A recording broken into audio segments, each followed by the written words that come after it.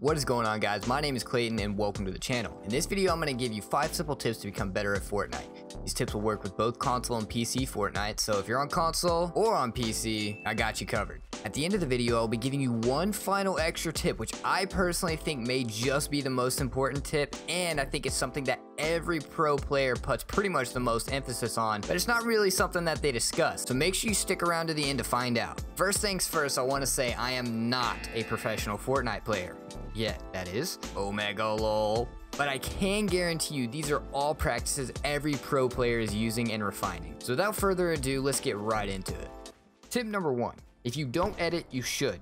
Whether it's to move from point A to point B more swiftly, to confuse and disorient opponents, or to create an opportunity for a shot, every pro player is constantly editing structures. Not only do pros put emphasis on using the editing mechanic frequently, they put emphasis on making clean edits. Editing under pressure of enemy fire and siege attempts will cause you to fumble all over the place, trust me. I'm doing it literally all the time, and it's something that I'm constantly working on. Clean edits are as important as using the mechanic itself. One of the best ways you can practice editing and work on getting more clean is spending time in playground editing structures. I know, it sounds simple, it sounds like, oh, of course, but seriously, you've got to do it if you want to get better. What you're seeing on screen right now is actually the method that I personally like to use to practice editing and working on being quick and clean. I figured out how to do this through a couple viral Twitter clips, so I'm definitely not the first one to do this, but go ahead and take a look, and then you can kind of get an idea of some way to practice. We got our little tunnel set up here. Looks like a really weird tunnel, right? But this is actually a really good way to practice editing, something that I've been starting to do and starting to implement over the last week or so. But basically the idea is with this tunnel is to edit your way all the way through while sprinting and not stopping. You basically want to be able to get your way to where you can edit all the way through the tunnel and not be interrupted by any walls, and then just sprint all the way on through. It's actually really difficult to do. So I mean, you'll see once you try it, you'll see. All right, here we go. I mean, look at that. I literally messed up right at the beginning, and you'll find that you do that a lot.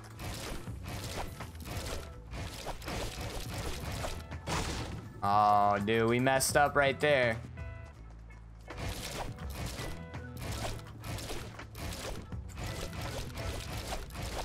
Oh my god, dude. Okay. You gotta really think about basically what the shape is that you're trying to edit on the wall or whatever before you get to it. I always find myself editing too quickly. Instead of going like that on the wall like I need to, I'll just cut straight across like that, and then the edit won't go through. Now, obviously, you can make all sorts of variations to what you just saw. You can build the structures up high. You can build structures to edit through vertically, horizontally. You can go in any direction. Just make the structures crazy to edit through. The more practice, the better. And if you would like me to go more in depth on a way to practice editing and how you can edit more cleanly, leave a like and let me know in a comment below that you want to see that. I'll be looking through all the comments. Tip number 2, bindings. Key bindings or button bindings if you're on console are, in my opinion, well, I'd say key. Being able to consistently hit the right buttons at the right time is fundamental to your gameplay. You can make this easier by moving certain toggles for an in-game action to different keys. This, however, will all be subjective. Take the time and test different toggles on different buttons or keys. Whether that's moving crouch from one button or key to another, or your editing toggle from one key to another. Getting what works for you down is very important. My general approach is to keep all your bindings as easily accessible with as little hand movement as possible. And this will take time. Like, seriously, this takes time. Don't give up on a binding if it logically makes sense to have it there. If it takes a shorter amount of time to click that key where it is, then it might make more sense to have it there. Getting the muscle memory down for a new key binding will take hours of gameplay. This is something that even now, like, I sometimes try new key bindings here and there, but I'm so stuck in my ways that I end up reverting back to my old stuff. But I kind of feel like I found like my groove and my, like, where I like my bindings, but there's always room for improvement. Tip number 3, practicing fights in playground.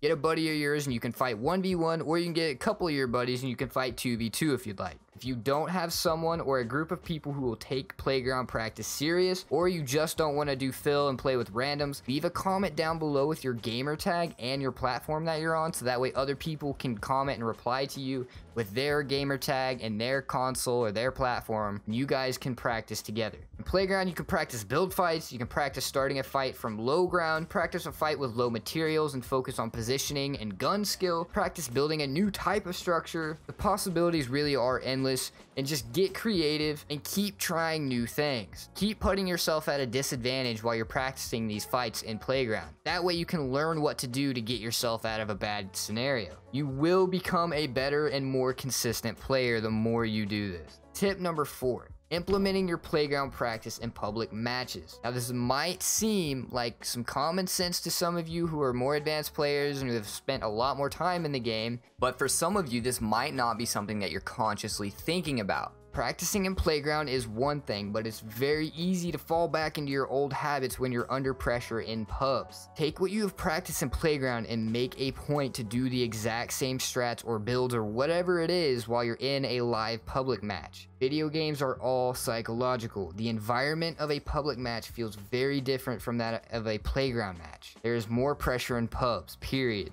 You will improve your gameplay if you're practicing under pressure. Eventually, with enough exposure to a certain environment, you will acclimate. You will build a tolerance to the pressure. The pressure will basically become normal. It will be your normal environment to function and play in. So it's very important that you take these builds that you're learning in playground and start making an effort to implement them while you're in pubs. It definitely feels different when you're playing in pubs than playground. I'll take builds that I can do no problem in playground, and then I try to start doing them in pubs, and the pressure gets to you, man. It makes you fumble a little bit on your keys. Now, tip number 5 is analyze your gameplay. More specifically, your deaths. You need to change your thought process. When you blame the game, you get frustrated. When you get frustrated, you play worse. And when you play worse, you get frustrated. And when you get frustrated, I think you get where I'm going with it. When you get eliminated, you need to ask yourself the question, what could I have done to win that fight? If you're not asking yourself this question, you will not improve. It's as simple as that. Analyze your death, understand the cause, and work to improve and avoid making the same mistakes. You cannot expect a different outcome when making the same mistakes. And if you watch any pro players regularly, odds are you will hear them say this exact same thing. Alright. To be honest, I probably should not have jumped down from the high ground. That was kind of stupid. I should have just held the high ground. I don't know why I jumped down. See, dude? This is what it is, man. I got too eager. I wanted the kill. I jumped down, and now I'm dead. I mean, I felt like it was I kind of got robbed with my shots there on the shotgun. I felt like he should have been dead, you know? Whatever, man. I could have played differently. These 5 tips are extremely simple yet very effective. I am constantly applying these tips to my own gameplay and have seen major improvement in my overall skill. Now, I bet you're wondering what that final and most important tip is, and I'll tell you. But quickly, if you've made it this far into the video and think this video is informative, provides some value, or has taught you something new, be sure to drop me a like. It really, really helps out the channel. Now, the final tip is to stay calm. I generally find I play at my best when I'm just simply chilling, having a good time, and not thinking about my gameplay too much. I kind of hit like a flow state in the game and just start slaying out. I don't know if you've noticed this about your gameplay, but I've definitely noticed it about mine. And when you're in a fight, it's very easy to become flustered and panic. You gotta make a conscious effort to stay calm and make clear and concise decisions. It is of utmost importance to stay calm and collected during a fight. You'll start making poor choices and poor decisions when you become flustered and panicked. And you'll also start just trying to click buttons too quickly, and you'll hit the wrong thing and you'll mess up. When you watch any pro player watch their composure in a tough situation, they're literally just sitting there staying calm. They're able to survive difficult situations when they can think clearly and stay focused. This isn't something pro players talk about too much whenever they're on stream or in videos, but it is absolutely a crucial skill to work on. Now, if you're more advanced in the game and you've been playing for quite a while, you're probably at that point where you don't get too panicked or too flustered, only in certain situations. But still, I find myself, whenever I box myself up in a 1x1 and I'm trying to be super quick with my edits, I start getting sloppy and start making mistakes and stuff. So it is important to just stay calm, make sure you're taking your time, moving swiftly, but being calm and taking your time. All right, guys, that's gonna wrap it up for this video. If there's something you think I missed or could have highlighted in this video that I did not, let me know in the comments below. And be sure to subscribe for more. I'm gonna be uploading every Monday and Thursday at 12 p.m. Central. And if you wanna see me play live, follow my Twitch at twitch.tv/Clayton Goldman.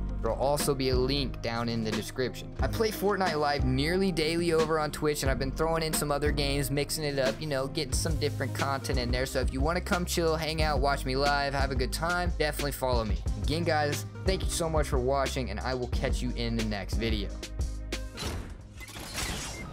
Oh my god, he just trapped me in a like trap box.